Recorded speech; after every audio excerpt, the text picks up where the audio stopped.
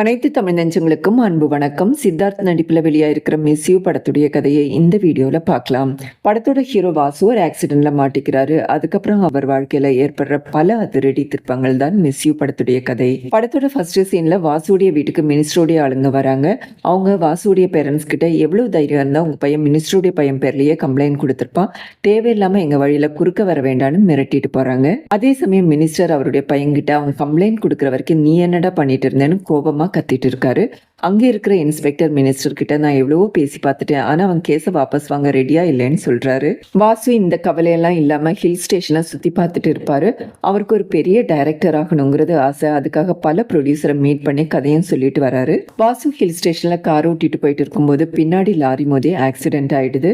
ஹாஸ்பிட்டலில் அட்மிட் ஆகுறாரு. அந்த ஆக்சிடென்டால மெமரி லாஸ் ஆகி லாஸ்ட் 2 இயர்ஸ் அவர் லைஃப்ல நடந்த எல்லா விஷயத்தையும் மறந்துடுறாரு. மினிஸ்டர் வாசுவை ஹாஸ்பிட்டலில் மீட் பண்ணி என்ன ஞாபகம் இருக்கான்னு கேட்குறாரு. வாசுவுக்கு அவர் எலெக்ஷன்ல நின்னது, மினிஸ்டர் ஆனது அதெல்லாம் ஞாபகம் இருக்கு.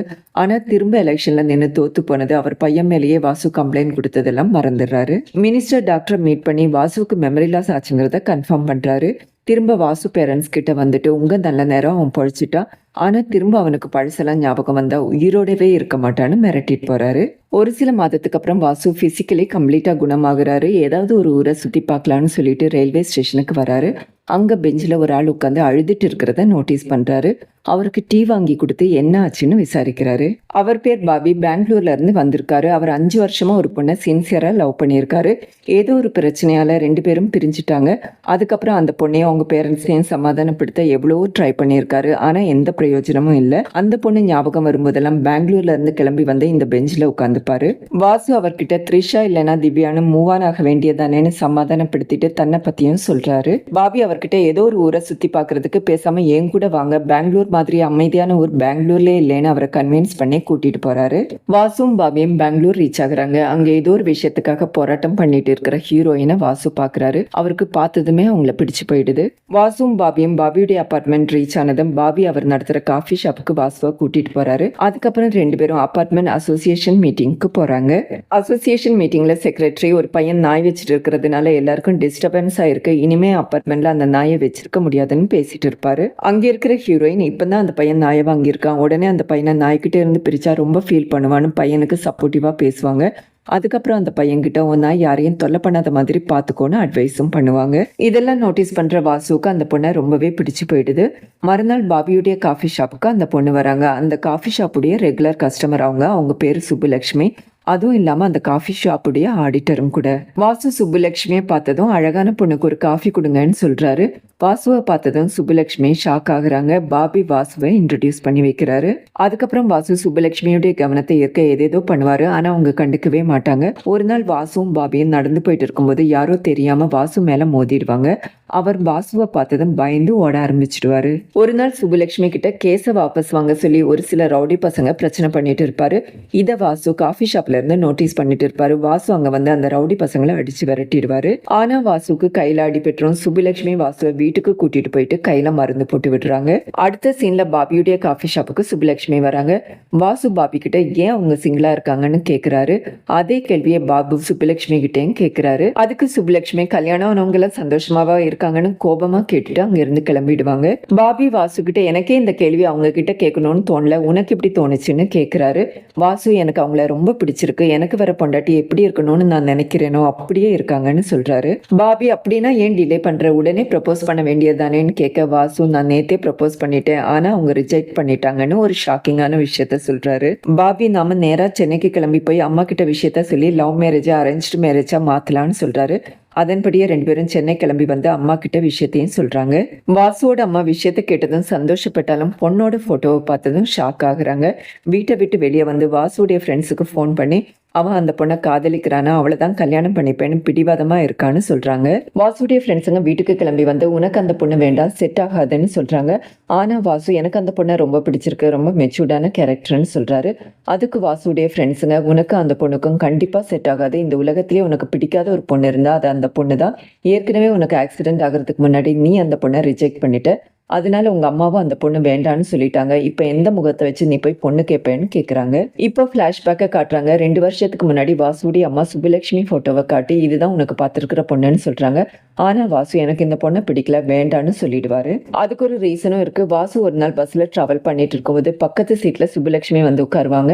அவங்க கண்டக்டர் கிட்ட என்னால ஜென்ஸ் பக்கத்துல உட்கார முடியாது, சீட்டை மாத்தி கொடுங்கன்னு கேட்பாங்க.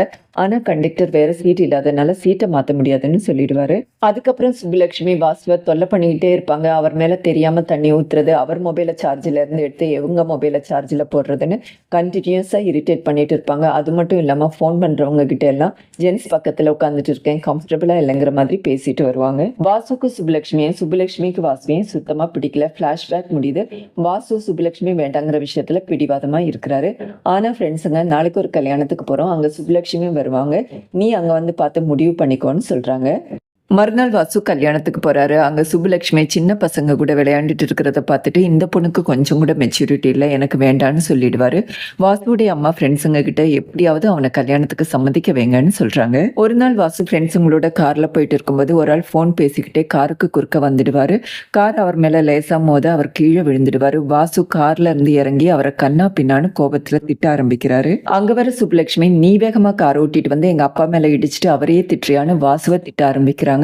அதோட ஃபிளாஷ்பேக் முடியுது. அதுக்கப்புறம் என்ன நடந்துச்சுன்னு வாசு ஃப்ரெண்ட்ஸை கேட்குறாரு. ஆனால் யாருமே என்ன நடந்துச்சுன்னு சொல்ல மாட்டாங்க.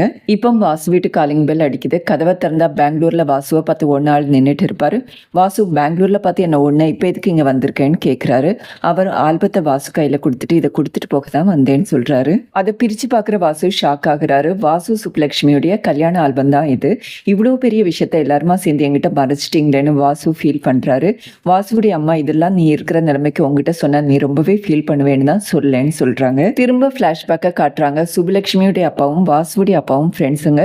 சுப்புலட்சுமியுடைய அப்பாவுக்கு பிரெயின் டியூமர் இருக்கும். வாசுடைய அப்பா தான் அவரை ஹாஸ்பிட்டலுக்கு கூட்டிட்டு போய் அட்மிட் பண்றாரு. டாக்டர் உடனே ஆப்ரேஷன் பண்ணணும்னு சொல்றாரு. ஆனா சுப்புலட்சுமியுடைய அப்பா என் பொண்ணுக்கு கல்யாணம் நடக்கிற வரை நான் ஆப்ரேஷன் பண்ண மாட்டேன்னு பிடிவாதமா இருக்காரு. வாசுடைய அப்பா சுப்புலட்சுமியுடைய அப்பா கிட்ட நீ கவலைப்படாத, என் பையனும் உன் பொண்ணுக்கு கல்யாணம் பண்ணி வைக்கிறேன்னு சொல்றாரு. அப்படிதான் வாசு சுப்புலட்சுமி கல்யாணமும் நடக்குது. கல்யாணத்துக்கு அப்புறம் 2 பேருக்கும் இடையில சின்ன சின்ன பிரச்சனைங்க வர ஆரம்பிக்குது. ஒரு நாள் வாசுடைய ஃப்ரெண்ட் காதலிக்கிற பொண்ணை கூட்டிட்டு ஓடி வந்துடுவாரு. ஜாதி பிரச்சனையால 2 பேருடைய வீட்லயும் கல்யாணத்துக்கு சம்மதிக்க மாட்டாங்க. வாசு அந்த பொண்ணை சுப்புலட்சுமி கூட அவங்க வீட்டுல தங்க வச்சுட்டு ஃப்ரெண்டோட வெளியே தங்கிப்பாரு. மறுநாளுக்கு காலையில அவங்க கல்யாணம் ஃபிக்ஸ் பண்ணியிருப்பாங்க. ஆனா காலையில வாசுவும் அந்த பையனும் வந்து பார்த்தா அந்த பொண்ணு வீட்டுல இருக்காது. வாசு என்னாச்சுன்னு கேட்க சுப்புலட்சுமி நைட்டெல்லாம் அந்த பொண்ணு அவங்க அப்பாவை நினைச்சு அழுதுட்டு இருந்தா. அதனால அவங்க அப்பாவுக்கு ஃபோன் பண்ணி கொடுத்தேன், கொஞ்ச நேரத்துல அவங்க அப்பா வந்து கூட்டிட்டு போயிட்டதா சொல்றாங்க. அந்த பையன் அவளை ஆயுசு முழுக்க எனக்கு கிடைக்க விடாம பண்ணிட்டீங்களேன்னு ஃபீல் பண்ணிட்டு அழுதுட்டே போயிடுவாரு.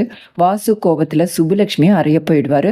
அதுக்கப்புறம் வாசு இந்த விஷயத்த ஃப்ரெண்ட்ஸுங்க கிட்ட சொல்லி எனக்கும் அவளுக்கும் சுத்தமா செட் ஆகலன்னு ஃபீல் பண்ணுவாரு. ஒரு நாள் வாசுவும் சுப்புலட்சுமியும் தியேட்டருக்கு போயிருப்பாங்க. அப்போ ஒரு ப்ரொடியூசர் வாசுக்கு ஃபோன் பண்ணி நான் சொல்ற ஆளை மீட் பண்ணி உடனே கதை சொல்லுன்னு சொல்றாரு. அதனால வாசு சுப்புலட்சுமியை ஒரு ஆட்டோ ஏற்றி அனுப்பிட்டு கதை சொல்ல கிளம்பிடுவாரு. மறுநாள் வாசுவோட வீட்டுக்கு சுப்புலட்சுமியுடைய அப்பா வராரு. நியூஸ்ல முரளிங்கிற இளைஞர் ஆக்சிடென்ட்ல இறந்து போயிட்டதா சொல்றாரு. வாசு ஃபேமிலிக்கு தெரிஞ்ச வாசுங்கிற லேடியுடைய பையன் தான் முரளி. நியூஸை பார்க்குற சுப்புலட்சுமி இது ஆக்சிடென்ட் இல்லை கொலைன்னு சொல்றாங்க. சுப்புலட்சுமி தியேட்டர்ல இருந்து ஆட்டோவில் வந்துட்டு இருக்கும்போது ஒரு சிக்னல்ல ஆட்டோ நின்றுட்டு இருக்கும். பக்கத்துல டெலிவரிக்கு போற முரளியுடைய பைக்கும் நின்றுட்டு இருக்கும். ஒரு சில பசங்க குடிபோதையில காரை ஓட்டிட்டு வந்து முரளியுடைய பைக் மேல இடிச்சிடுவாங்க. முரளி கோபத்துல அவங்க கிட்ட போய் சண்டை போட ஆரம்பிப்பாரு. ஆட்டோ டிரைவர் மினிஸ்டருடைய பையன்பா வேண்டாம் விட்டுடுன்னு சொல்லுவாரு. ஆனாலும் அவர் கேட்க மாட்டாரு. முரளி தொடர்ந்து கத்திட்டே இருக்க மினிஸ்டருடைய பையன் கையில இருக்கிற ஆல்கஹால் பாட்டில உடைச்சு அதாலேயே முரளி மண்டையில அடிச்சு கொன்னுடுவாரு. சுப்புலட்சுமி இதெல்லாம் ஆட்டோல இருந்து பார்த்திருப்பாங்க. வாசு சுப்புலட்சுமி கிட்ட வா உடனே போய் போலீஸ் கம்ப்ளைண்ட் கொடுக்கலாம், உனக்கு எந்த பிரச்சனையும் வராம நான் பாத்துக்கிறேன்னு சொல்றாரு. ஆனா சுப்புலட்சுமி தேவையில்லாத பிரச்சனை வேண்டான்னு சொல்றாங்க. வாசு உனக்கு என் மேல நம்பிக்கை இல்லைன்னா நான் எதுக்கு உங்க கூட சேர்ந்து வாழணும், பேசாம டைவர்ஸ் பண்ணிடலான்னு கோபத்துல சொல்வாரு. இதை கேட்கிற சுப்புலட்சுமியோட அப்பா நீ என் பொண்ணோட அட்ஜஸ்ட் பண்ணி வாழ வேண்டாம், நான் அவளை கூட்டிட்டு போறேன்னு சொல்லி கூட்டிட்டு போயிடுவாரு. இப்படிதான் 2 பேரும் பிரிகிறது. அதுக்கப்புறம் தான் வாசு மினிஸ்டர் பையன் மேல போலீஸ் கம்ப்ளைண்ட் கொடுக்கறது. ஆரம்பத்துல போலீஸ் கம்ப்ளைண்ட் எடுத்துக்க மாட்டாங்க. வாசு மேஜிஸ்ட்ரேட் பார்த்து டைரக்டா கம்ப்ளைண்ட் கொடுப்பாரு. அதுக்கப்புறம் தான் வாசுக்கு ஆக்சிடென்ட் ஆகுறது, பழசெல்லாம் மறந்து போறது. வாசு உடனே கிளம்பி பெங்களூருக்கு வந்து சுப்புலட்சுமியை பாக்குறாரு. நான் எல்லா விஷயத்தையும் தெரிஞ்சுக்கிட்டேன், நம்ம சேர்ந்து வாழலாம்னு சொல்றாரு. சுப்புலட்சுமி நீங்க தெரிஞ்சுக்கிட்டீங்க, ஆனா அனுபவிச்சவன் நான், அந்த வழி எனக்கு தான் தெரியும்னு கோபமா பேசி வாசுவை அனுப்பிடுவாங்க. வாசு இனிமே சுப்புலட்சுமிக்கு தொல்லையா இருக்க வேண்டாம், திரும்ப சென்னைக்கு போலான்னு முடிவு பண்ணி கிளம்புறாரு. அப்போ சுப்புலட்சுமியுடைய ஃப்ரெண்ட் ஃபரானா வாசுவை மீட் பண்ணி மினிஸ்டருடைய பையன் கேஸ் ஹியரிங்க்கு வருது. இந்த டைம்ல டைம்ல நீங்க அவளுக்கு பாதுகாப்பா இங்க இருக்க வேண்டாமான்னு கேக்குறாங்க. சுப்புலட்சுமி வாசுவுக்கு ஆக்சிடென்ட் ஆன பிறகு அவர் பேச்ச கேட்கலையேன்னு திரும்ப மினிஸ்டர் பையன் பேர்ல கம்ப்ளைண்ட் கொடுப்பாங்க. மினிஸ்டர் அந்த கேஸை இன்ஃப்ளூயன்ஸ் பண்ணக்கூடாதுங்கிறதுனால கேஸ் பெங்களூர்ல நடந்துட்டு இருக்கும். கேஸை வாபஸ் வாங்க சொல்லி சுப்புலட்சுமியை மிரட்டினது கூட மினிஸ்டருடைய ஆளுங்க தான். இப்ப கோர்ட்டுக்கு போயிட்டு இருக்கிற சுப்புலட்சுமியை காட்டுறாங்க. மினிஸ்டருடைய ஆளுங்க சுப்புலட்சுமியை சுத்தி வளைச்சு கொலை பண்ண பாக்குறாங்க. வாசு அங்க வந்து அவங்கள அடிச்சு விரட்டி சுப்புலட்சுமியை காப்பாத்திடுவாரு. கோர்ட்ல ஹியரிங் நடக்குது. சுப்புலட்சுமி மினிஸ்டருடைய பையனுக்கு எதிராக சாட்சி சொல்றாங்க.